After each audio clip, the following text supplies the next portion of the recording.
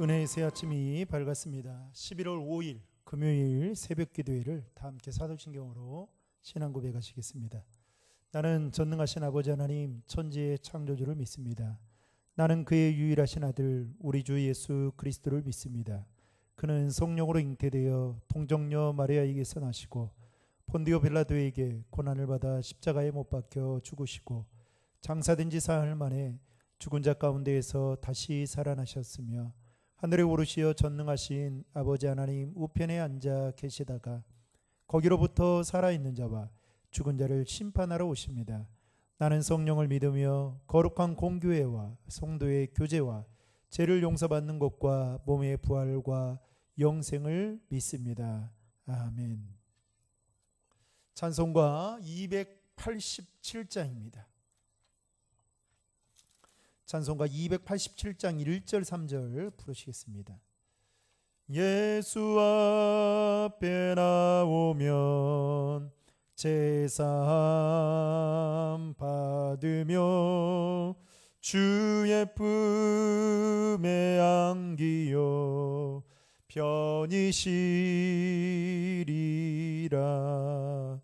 우리 주만 믿으면 모두 구원 얻으며 영생 복락 멸류관 확실히 받겠네. 예수 앞에 설 때에 흰 옷을 입으며 밝고 빛난 내 집에 길이 살리라. 우리 주만 믿으면 모두 구원 얻으며 영생 복락 멸류관 확실히 받겠네. 오늘 우리에게 주신 하나님의 말씀은 갈라디아서 2장 11절로 21절의 말씀입니다. 갈라디아서 2장 11절로 21절의 말씀을 다 함께 합독하겠습니다. 게바가 안디옥에 이르렀을 때에 책망받을 일이 있기로 내가 그를 대면하여 책망하였노라. 야고보에게서 온 어떤 이들이 이르기 전에 게바가 이방인과 함께 먹다가 그들이 오매 그가 할례자들을 두려워하여 떠나 물러가매 남은 유대인들도 그와 같이 외식함으로 바나바도 그들의 외식에 유혹되었느니라. 그러므로 나는 그들이 복음의 진리를 따라 바르게 행하지 아니함을 보고 모든 자 앞에서 게바에게 이르되 내가 유대인으로서 이방인을 따르고 유대인답게 살지 아니하면서 어찌하여 억지로 이방인을 유대인답게 살게 하려느냐 하였노라. 우리는 본래 유대인이요 이방 죄인이 아니로되 사람이 의롭게 되는 것은 율법의 행위로 말미암음이 아니요 오직 예수 그리스도를 믿음으로 말미암은 줄 알므로 우리도 그리스도 예수를 믿나니 이는 우리가 율법의 행위로서가 아니고 그리스도를 믿음으로써 의롭다함을 얻으리 함이라. 율법의 행위로서는 의롭다함을 얻을 육체가 없느니라. 만일 우리가 그리스도 안에서 의롭게 되려 하다가 죄인으로 드러나면 그리스도께서 죄를 짓게 하는 자나 결코 그러할 수 없느니라. 만일 내가 헐었던 것을 다시 세우면 내가 나를 범법한 자로 만드는 것이라. 내가 율법으로 말미암아 율법에 대하여 죽었나니 이는 하나님에 대하여 살려 함이라.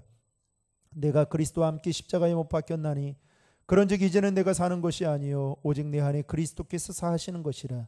이제 내가 육체 가운데 사는 것은 나를 사랑하사 나를 위하여 자기 자신을 버리신 하나님의 아들을 믿는 믿음 안에서 사는 것이라. 내가 하나님의 은혜를 패하지 아니하노니 만일 의롭게 되는 것이 율법으로 말미암으면 그리스도께서 헛되이 죽으셨느니라. 아멘. 본문 요약의 말씀입니다. 바울은 게바와 관련된 또 하나의 사건을 이야기한다. 게바가 이방인과 함께 식사하다가 할례자들의 평가를 두려워하여 자리를 피한 것이다. 이 일에 대해 바울은 게바를 책망한다. 게바의 행위로 유대인들이 복음을 왜곡해서 이해하는 영향을 받았기 때문이다. 바울은 이 사건을 언급하면서 복음의 핵심적인 메시지를 다시 선포한다. 예나 지금이나 변함없이 여러분 이단들은 아주 득실득실 거리고 있습니다.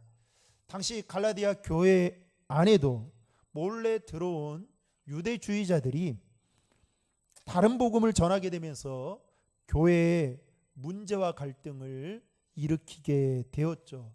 특별히 사도 바울이 갈라디아를 떠난 지 얼마 후에 예루살렘 교회의 대표자라고 소개한 거짓 선생들, 곧 유대주의자들이 침투해서 온전한 구원을 얻으려면 그리스도를 믿는 믿음 외에 할례를 행해야 되고 그리고 율법을 지켜야만 한다라는 그 주장을 하게 됩니다. 더욱이 그들은 사도 바울의 사도권에 대해서 불신과 또 의심을 갖게 만들었죠. 또한 그들은 사도 바울이 예루살렘의 사도들에게서 전해받은 이 복음에서 할례와 율법의 의무는 제거해버리고 자기 마음대로 복음을 변질시켰다라고 공격하기까지 했습니다. 그들은 적반하장식이었던 것이죠. 이로 인하여 적지 않은 교인들이 영향을 받아 교인들 사이에서 갈등의 골이 깊어지면서 좋지 않은 상황으로까지 치닫게 되었던 것입니다. 이런 안타까운 소식을 사도 바울이 듣고 편지를 써서 다시 한번 자신이 전한 이 복음에 대해서 정리하여 그들이 은혜 가운데 굳건하게 서기를 원했다라는 것입니다. 갈라디아서 2장 1절부터 10절의 말씀은 바울이 예루살렘 교회의 지도자들과 만났던 그 사건들에 대해서 언급을 합니다. 그러면서 예루살렘 회의가 개최된 이유는 안디옥 교회의 할례 논쟁 때문이었습니다.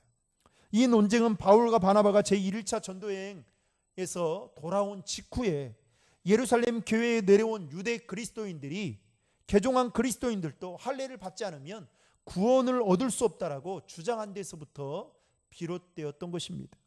안디옥 교회는 이 문제를 해결하기 위해서 바나바와 바울을 예루살렘으로 파송을 하고 그리고 오랜 논의 끝에 내린 결론은 이방인이라도 할례나 율법의 조건 없이 오직 믿음만으로도 하나님의 백성의 공동체 안에 들어올 수 있다라는 것을 말씀하고 있습니다. 한마디로 유대인이나 이방인이나 누구든지 오직 믿음으로만이 구원을 얻을 수 있다라는 이 결론을 내리게 되었던 것이죠. 이 결정으로 말미암아 이제는 복음이 유대교라는 그 울타리를 뛰어넘어서 인종과 종족을 뛰어넘는 초월하는 본격적인 이방인 선교가 이제 시작되는 기틀을 마련하게 되었던 것입니다. 그러나 이 예루살렘 회의는 이방인의 할례나 율법의 준수 문제 등은 가장 기본적인 문제들은 다루었지만 이에 관련된 세부 규정들은 다루지 아니하였기 때문에 어떻게 하면 이방인들과 유대인들이 이방인들과 교제를 할 것인지를 놓고 안디옥에서 이제 문제가 일어나게 된 것입니다. 그리고 오늘 본문은 그런 상황 속에서 베드로가 이방인들과 식사를 하다가 야고보가 보낸 그 유대인들이 오자 그 자리를 박차고 떠나게 되는 내용으로부터 시작이 됩니다. 여러분 12절의 말씀을 다 함께 읽겠습니다. 야고보에게서 온 어떤 이들이 이르기 전에 게바가 이방인과 함께 먹다가 그들이 오매 그가 할례자들을 두려워하여 떠나 물러가매. 그때 당시 유대인의 음식법과 정결법을 보면 유대인은 할례를 받지 않았거나 또 율법을 알지 못하는 부정한 이방인과는 함께 식사하지 못하도록 되어 있었습니다. 그러므로 식사를 함께 한다는 것은 상대방이 하나님의 백성이라는 것을 전제로 두고 하는 것이었던 것이죠. 게다가 예루살렘 회의에서 결정에 따라 이방인들도 할례 없이 신자가 될 수 있었지만 대다수의 예루살렘 교회의 교인들은 할례를 받고 율법을 지키는 자들만이 하나님의 언약 백성이라는 이 의식을 여전히 갖고 있었다라는 것입니다. 어떤 선민의식 사상이 그들에게 팽배하게 있었다라는 것이죠. 그래서 이방인들과는 동등하게 같이 그 자리에서 식사할 수 없다라고 그 은연중에 그런 마음들을 가지고 있었던 것입니다. 그런 예루살렘 교회의 분위기로 볼 때에 예루살렘 교회의 대표격인 베드로가 이방인들과 함께 식사를 하고 교제를 한다라는 것은 유대인들에게는 결코 받아들이기 어려웠을 것입니다.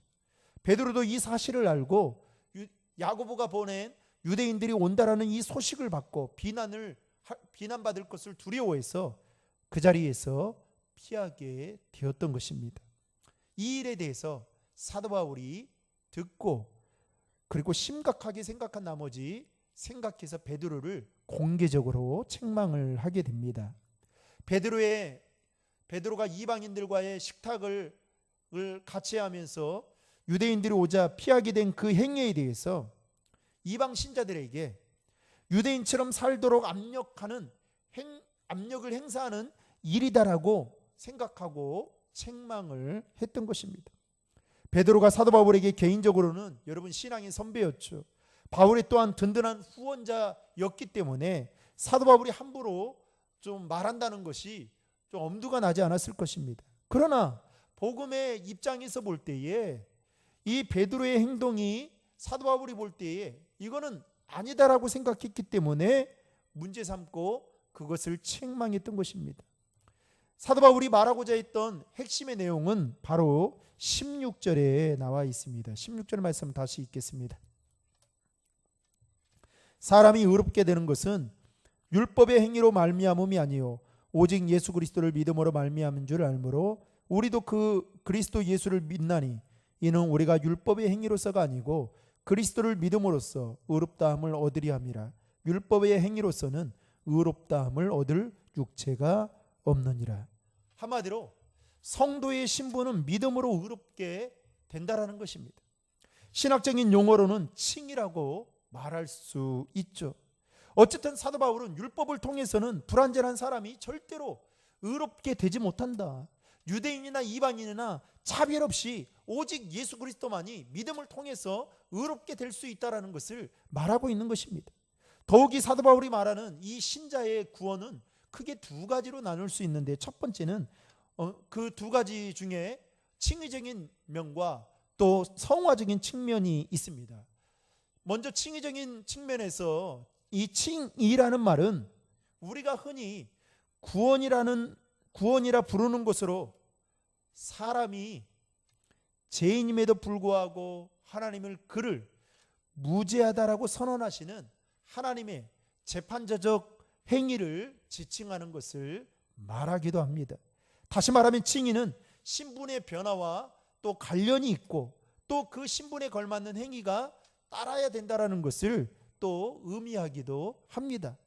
두 번째로 성화는 우리는 죄에도 불구하고 의롭다고 선언하신 하나님이 거저 주신 그 은혜에 우리가 감격하고 감사하면서 우리의 삶 속에서 죄된 본성을 이제는 변화시켜서 그리스도를 닮아가는 삶을 살아가야 된다라는 것이 바로 성화라고 말할 수 있습니다.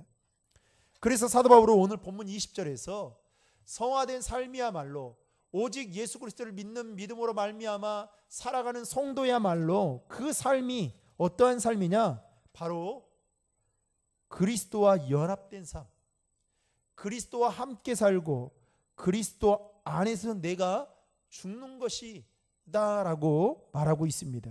여러분 20절의 말씀을 다 함께 읽겠습니다. 내가 그리스도와 함께 십자가에 못 박혔나니 그런즉 이제는 내가 사는 것이 아니요 오직 내 안에 그리스도께서 사시는 것이라. 이제 내가 육체 가운데 사는 것은 나를 사랑하사 나를 위하여 자기 자신을 버리신 하나님의 아들을 믿는 믿음 안에서 사는 것이라.